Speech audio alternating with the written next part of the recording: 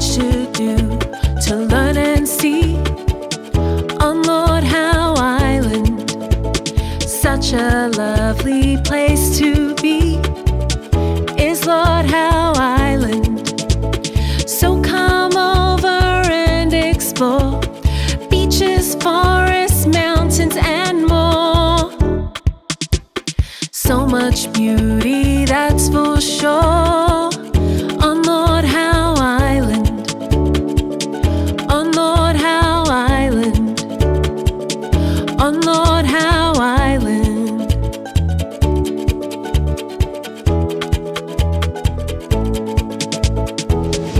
I'd always heard about this really beautiful place called Lord Howe Island. Then the opportunity came up to go over for a visit. We left Sydney on a little Dash 8 plane and flew for 2 hours to find an island paradise waiting for us. There was so much to learn, see and experience. When we arrived, I swung by the museum and met up with Chris. He told me a bit more about the history of Lord Howe Island. Tell me about the history of Lord Howe Island. Well, Arnie, this side of the museum looks at about 230 years of history. Lord Howe was a little bit unusual in that when people first discovered Lord Howe Island, there was nobody else living here. It was one of the few places in the world that had no one living there before Europeans came to Australia. One of those ships sailed out to Norfolk Island from Sydney. It was a little ship called the Supply, and the people there were quite surprised to find an island because it was not on the charts. Within about 10 years of the island being discovered, whaling ships started coming into the Pacific hunting whales. Now, why did they hunt whales?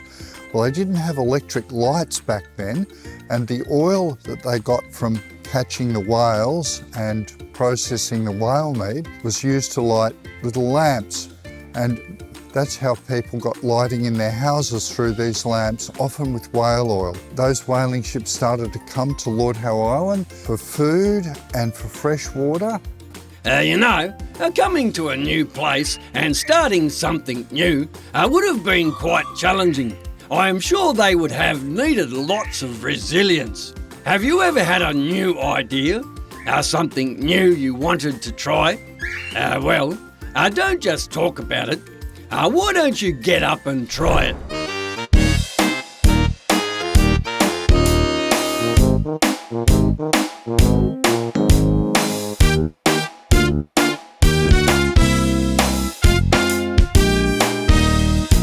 Talk to your friends about your great ideas. Share with them your dreams and fears, but don't just talk about what you want to do. Get up and give it a go. So get started and make it happen. Continue one step at a time. But don't give up, don't stop and don't quit till you're over the finish line.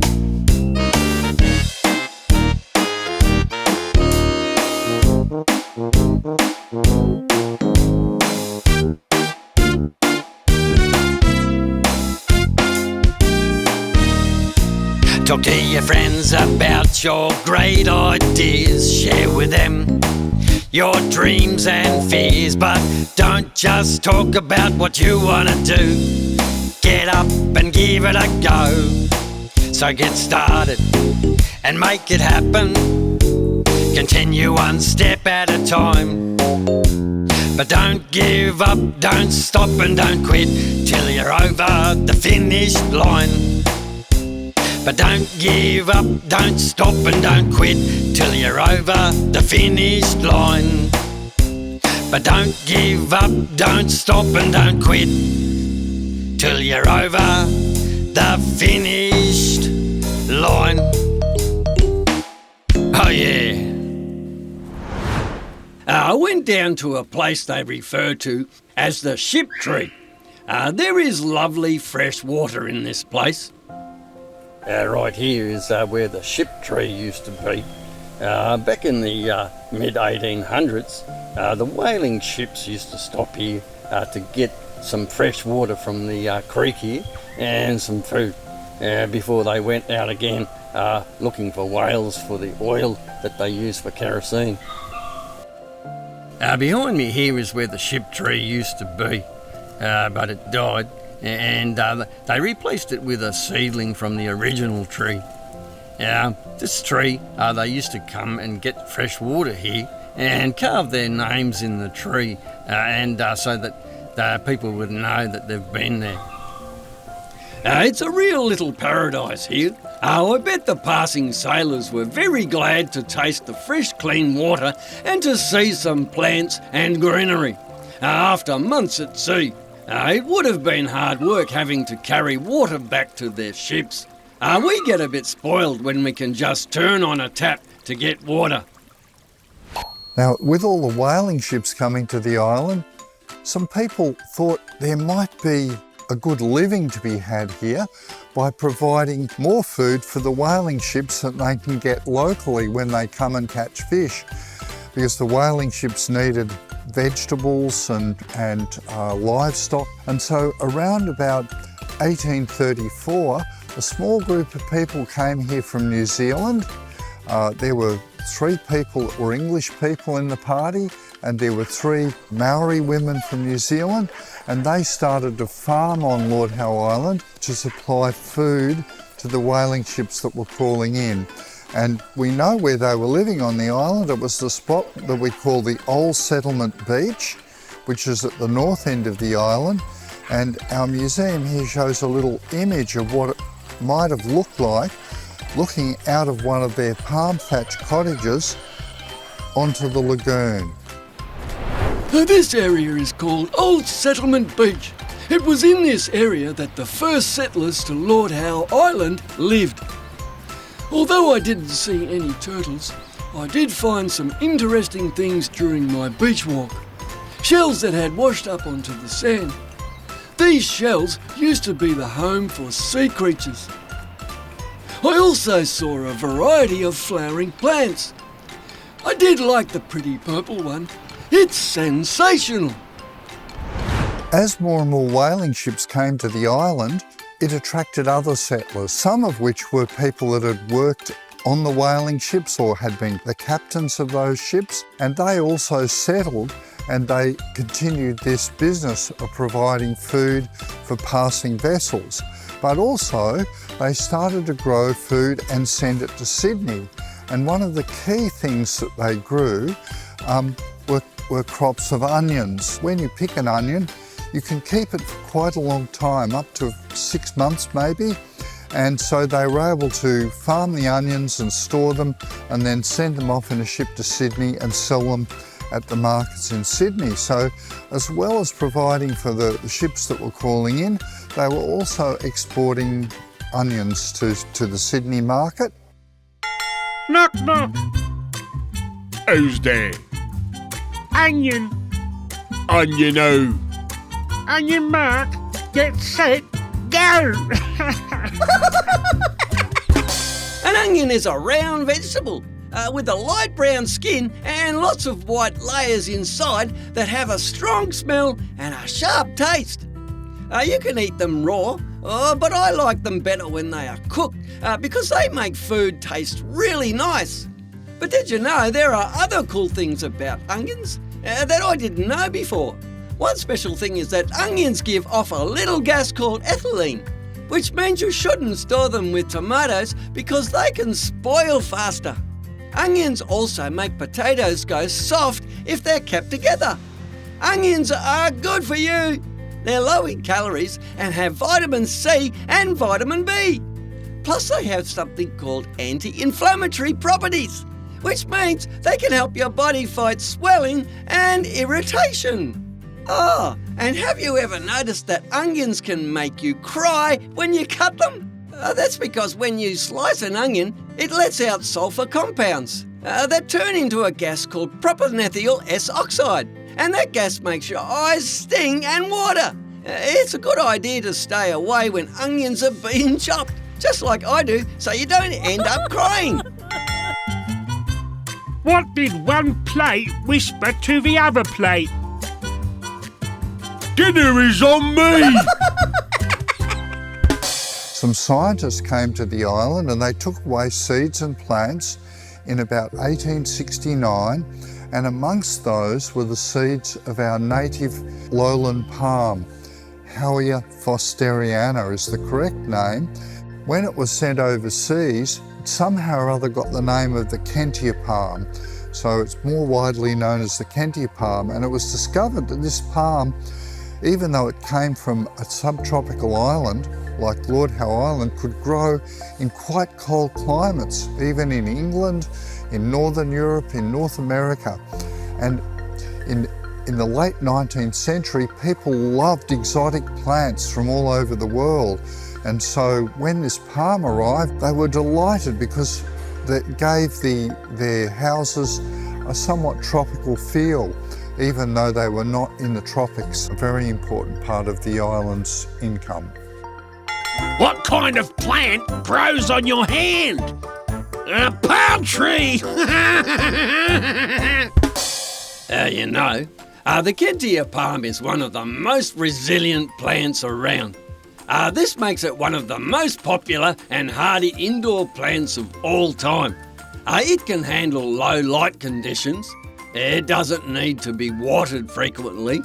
It doesn't seem to mind different temperatures. And it has great air purifying qualities by helping to remove the toxins and improving indoor air quality. The Kentia palm originated on Lord Howe Island, and now it can be found in homes all around the world. I think we can learn something from the Kentia palm, how to be more resilient and tolerant of what is happening around us. Learn to bounce back when things are going wrong. And so as the community here got bigger and there were more people here, they did need certain supplies from the mainland. And in order to do that, they needed a shipping service from the mainland. In 1897, the Pacific Island Trading Company, Burns Philp, started a regular shipping service to the island. And so they would come here once a fortnight or sometimes a bit longer, and they would bring supplies to the island. This is one of their little trading vessels here, the Marinda, and the Marinda was operating to Lord Howe Island from 1931 until 1952. Small numbers of visitors were coming to the island on these little trading vessels, and they were staying with island families, having homestays here. During the 1920s, as the number of visitors increased, some families thought we could make little guest houses or guest lodges. And so the island's first two guest houses originated, Pine Trees Guest House and Ocean View, and there were one or two other small guest houses as well. So the beginning of the tourist industry at Lord Howe really came along between the First and the Second World War. I went down to the jetty and there was the island trader. The island trader is a big boat that helps the people on Lord Howe Island by bringing them important supplies. Every 2 to 3 weeks, the island trader leaves from Port Macquarie on the mainland of Australia and sails for about 2 days to reach the island. Because there isn't a deep port, it has to wait for the right tide to safely get over the reef and dock at the jetty. The island trader carries lots of important items like fresh food for everyone to eat, petrol, gas and diesel, building supplies, and even toys and clothes. Since Lord Howe Island is small and far away, the people can't just hop into the car and drive to the store like they can on the mainland. They have to wait for the island trader to bring what they need. Without the island trader, the people on Lord Howe Island would have a tough time getting enough supplies to live comfortably. It's like a giant delivery truck on the ocean that helps everyone on the island. My name's Zane. My name is Micah. And today we're going to be teaching you how to make a paper boat. First, you're going to want to grab the top of your paper and then you're going to want to fold it down to the very bottom.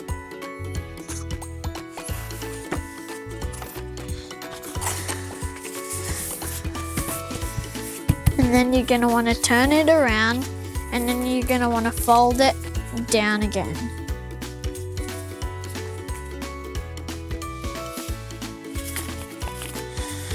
And then you're going to want to open it up, fold it into a triangle, and then make sure it's in the center. Going down along the center line. On both sides.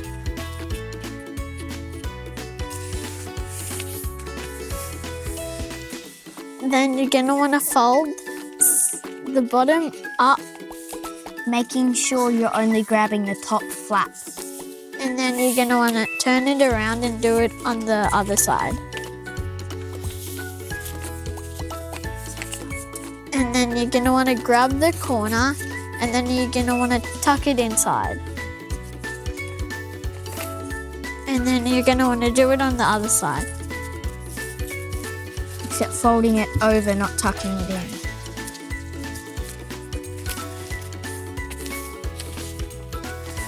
And then you're going to want to put it like this, and then you're going to want to grab your thumb and then pull it apart, and then it'll look like this.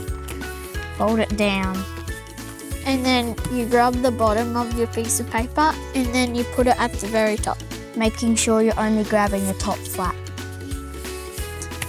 And then you're going to want to turn your piece of paper around, and then you're going to want to do the same thing on the other side.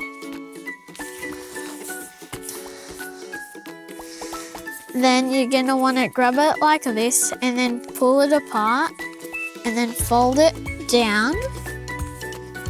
And then you're going to want to pull it apart, and it'll look like this.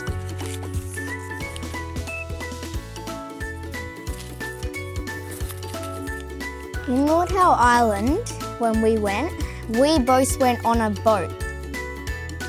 But it was only like one of those little motor boats, not little, but about 2 motorboats long.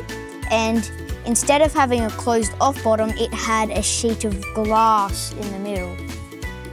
And I went on the glass boat, and then I saw stingrays, which was my favourite thing, at the bottom of the ocean, and the coral. I saw coral too, but my favourite thing was the double-headed fish. Have fun making your own boats at home. My name's PJ, and I'm here on Lord Howe Island. I'm out being active today, and I'm looking for Wilson's bike hire. It should be down here on the main street somewhere. Let's see what this sign says. Oh, Wilson's bike hire, this way. Campbell said he was leaving me a bike out so I could go for a bike ride and be active today. I'm excited to go for a bike ride. Oh, I think this is the bike right here. Perfect. I'm gonna hop on and go for a ride. Here we go. Riding a bike is an excellent way to be active. On Lord Howe Island, riding a bike is the best way to get around. As well as being able to see things, you can be fit and active and do great exercise while riding your bike. Whoop, be careful, PJ, there's a car up in front. We always need to pay attention to our surroundings so that we can stay safe while on our bike ride. Anyway, this is lots of fun. Why don't you get active on your bikes too? See you next time, boys and girls, on Get Active with PJ. Why do bicycles fall over? Because they're too tired.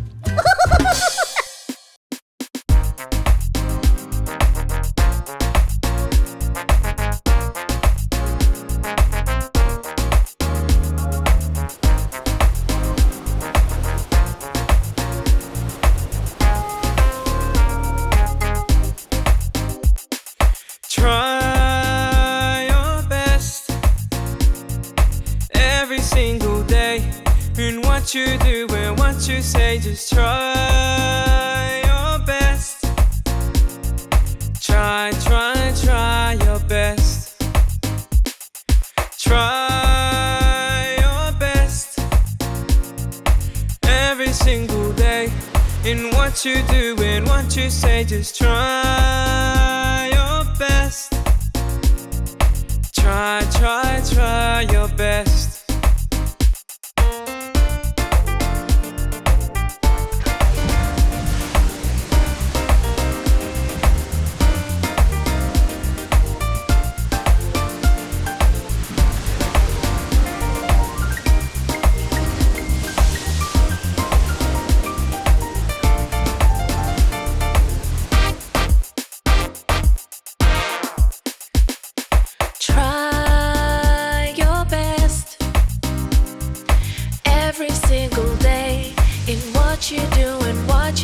just try your best.